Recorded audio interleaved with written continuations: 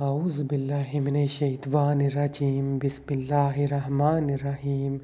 نبی کریم صلی اللہ علیہ وآلہ وسلم نے ارشاد فرمایا، جو شخص 10 آدمیوں پر بھی حکومت رکھتا ہو وہ قیامت کے دن ایسی حالت میں حاضر کیا جائے گا کہ اس کی مشقیں کیسی ہوں گی، یہاں تک کہ یا تو اس کا انصاف جو دنیا میں کیا ہوگا اس کی مشقیں کھلوا دے گا، اور یا بے انصافی جو اس نے دنیا میں کی ہوگی اس کو ہلاکت میں ڈال دے گی۔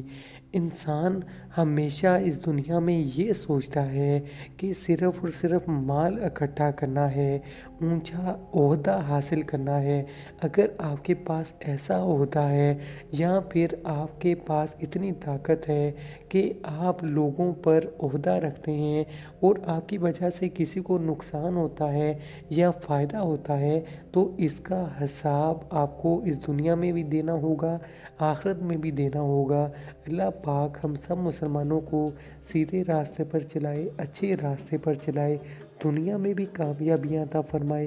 آخرت میں بھی کامیابیاں عطا فرمائے۔ ویڈیو اچھی لگی ویڈیو کو لائک کیجئے، چینل کو سبسکرائب کیجئے